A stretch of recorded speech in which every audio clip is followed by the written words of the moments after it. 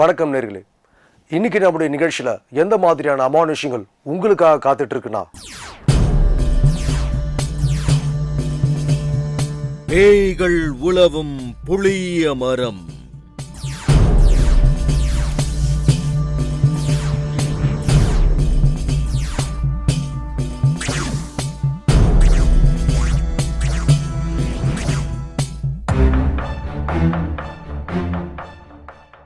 புளிய மரம் பேய்களுக்கு போதி மரம்னு சொல்லுவாங்க. அதனால தான் புளிய மரத்துக்கு அடியில் நின்னா பேய் அடிச்சிடும்னு பொதுவாக சொல்றது உண்டு. இது பற்றின உண்மைகள் வெளி வந்தாலும் வராவிட்டாலும் மக்களுடைய நம்பிக்கை மட்டும் தொடர்ந்துகிட்டே இருக்கு. இந்த அமானுஷ்யத்தை சொல்ற அந்த புளிய மரத்தை பற்றி இப்போ பார்க்கலாம்.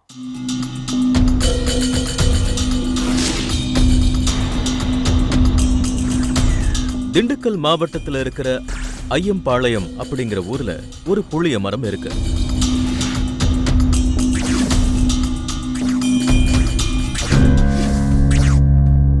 அந்த மரத்துல நிறைய பேய்கள் வாழ்ந்துகிட்டு இருக்கான்.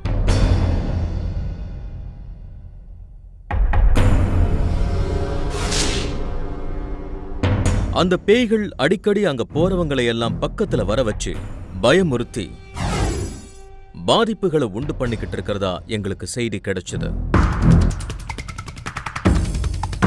அந்த செய்தி உண்மையா இல்லையான்னு தெரிஞ்சுக்கவும் அதோட உண்மை நிலவரத்தை பத்தி பதிவு பண்ணதான் இப்ப நம்ம டீம் அங்க போயிட்டு இருக்கு.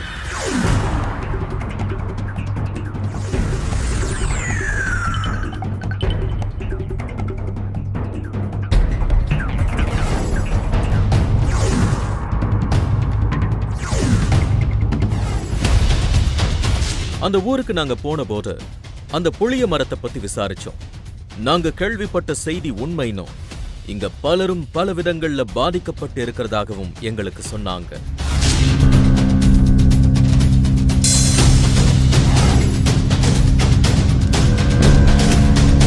பேய்கள் உலவும் அந்த புளிய மரம் நோக்கி பயணப்பட ஆரம்பிச்சோம்.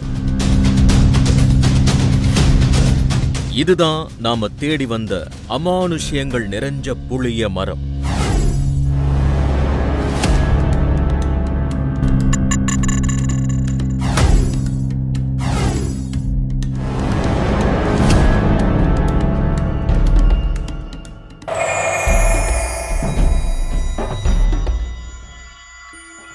பகல்ல ரொம்ப நல்ல பிள்ளையா காட்சி கொடுக்கிற இதே மரம்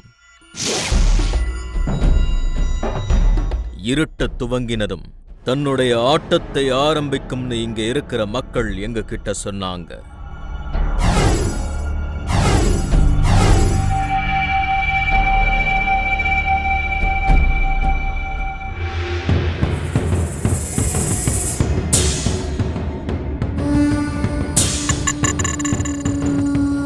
இந்த மரத்துக்கு பக்கத்திலேயே ஒரு கருப்பசாமி கோயிலும் சின்னதா இருக்கு.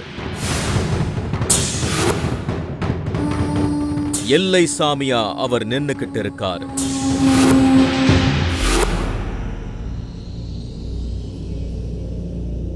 கோயிலும் பேய்கள் வாழும் இடமும் பக்கத்திலேயே இருக்கிறது விசித்திரமா இருக்கு.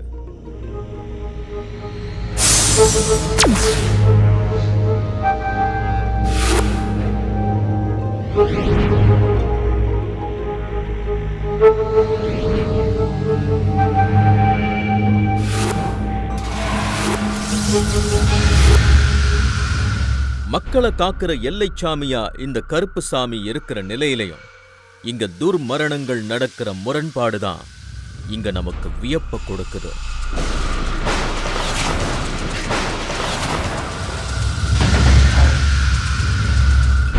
அமானுஷ்யங்கள் எப்பவுமே நம்முடைய அறிவுக்கும் கற்பனைக்கும் அப்பாற்பட்டவையா இருக்கிறதால எங்கேயும் எதுவும் நடக்கும்.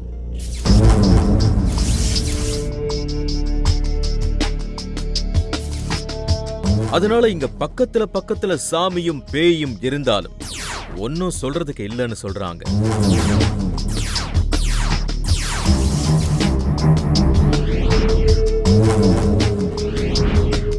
லேசான இருட்டு பரவ துவங்கின சமயத்துல ஊருக்குள்ள இருக்கிற மக்கள் கிட்ட இந்த பேய் சம்பவங்கள் பத்தி தெரிஞ்சுக்க ஆரம்பிச்சோம்.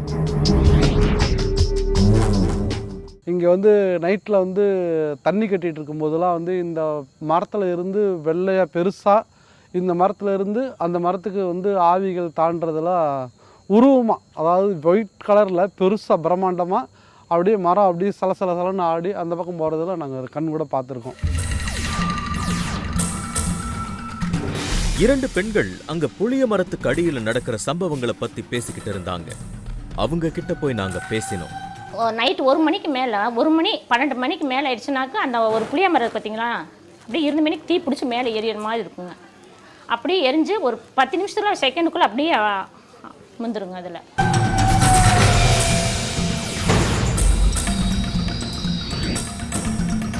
அந்த புளிய மரம் 150 வருஷமா இருக்கிறதா சொன்னவங்க அந்த காலத்தில் இருந்தே பேய் சாமி இருக்குதுன்னு சொல்லிட்டு இருக்காங்க. இந்த சைடு வந்துச்சுன்னா ஆடு இந்த மாதிரி வந்துச்சுன்னா இறந்துடும், மாடு வந்துச்சுன்னா ஏதாவது ஆயிரும், ஆளுங்க வந்துச்சுன்னா ஏதாவது பேய் பிடிச்ச மாதிரி ஆயிரும். இந்த மாதிரி பிரச்சனை வந்து இங்கே இருந்துக்கிட்டே இருக்குதுங்கன்னா ஆடு மாடுகள் கோழிகள் பறவைகள்னு நிறைய இங்க வந்து இறந்து போயிருக்கு. இவர் சொன்ன தகவல்கள் நமக்கு பயத்தை வர வைக்குது. ஆனாலும் நாங்க இவங்க சொல்றதெல்லாம் சரியா இல்லையான்னு நள்ளிரவுல அங்க போய் பார்த்து தெரிஞ்சுக்கிட்டு வந்துட முடிவு செஞ்சோம். 7 நிறங்கள் இருந்தாலும் பேய்கள் இன்னமும் கருப்பு வெள்ளை நிறத்துல வர்றது தான் அதுங்களுக்கு பிடிக்கும் போல. நாம பார்த்த பலரும் பேய்களை கருப்பு வெள்ளை நிறத்துல பார்த்ததா சொல்றாங்க. உயிரோட சேர்த்து நிறங்களையும் தொலைக்கிற பேய்கள் நடத்துகிற அமானுஷங்கள் பயங்கரமாக இருக்குது. பேய்கள் நேரில் வந்தாலும் வராவிட்டாலும் நடக்கிற சம்பவங்கள் நமக்கு திகைப்பை உண்டு பண்ணுது.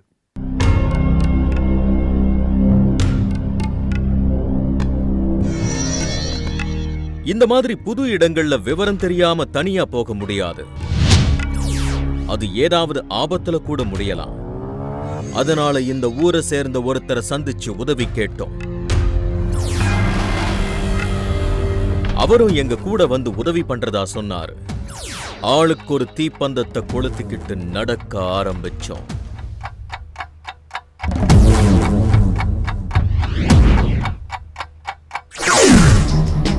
அந்த மரத்துல இருக்கிற பேய்கள் மூலமா நடந்த சம்பவங்களை பத்தி இவரும் விவரிச்சுக்கிட்டே வந்தார்.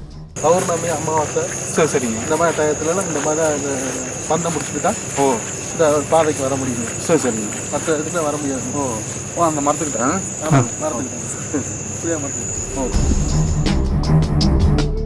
அந்த மரம் பக்கத்துல போறவங்களை பெயர் சொல்லி கூப்பிட்டு பக்கத்துல வர சொல்லுமா.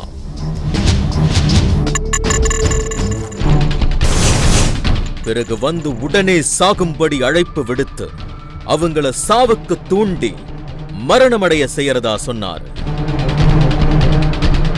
அப்படி இறந்து போனவங்களும் அதே மரத்துல இருக்கிறதா இந்த பகுதி மக்கள் நம்புறாங்கன்னு சொன்னது எங்களுக்குள்ள இருந்த பயத்தை அதிகரிக்க செஞ்சது.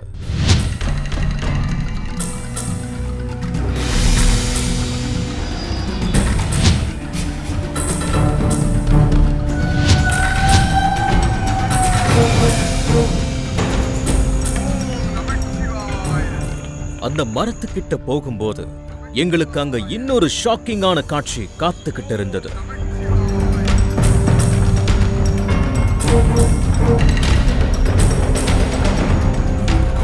அங்க இருக்கிற கருப்புசாமி கோயிலுக்கு முன்னாடி உட்கார்ந்து 2 நபர்கள் மந்திரங்கள் சொல்லிக்கிட்டு இருந்தாங்க.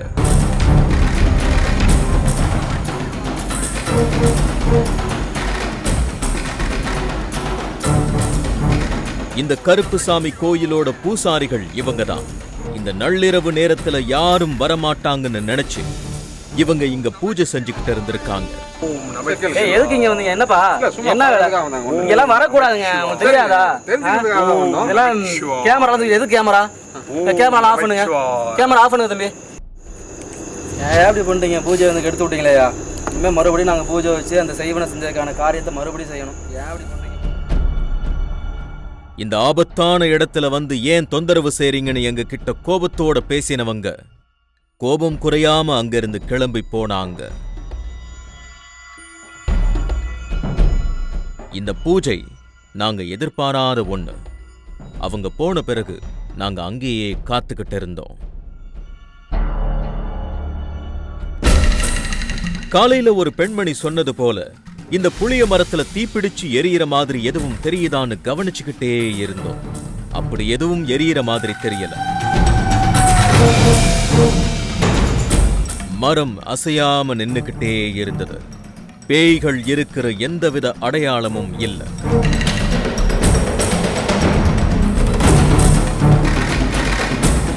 பேய்கள் இல்லாத மரம் எங்களுக்கு சலிப்பா தெரிஞ்சது. அந்த விடை தெரியாத கேள்வி எங்களை விட்டு அகலாம தொடர்ந்துகிட்டே இருந்தது. அதே உணர்வோடு நாங்க அங்கிருந்து கிளம்பி வந்தோம்.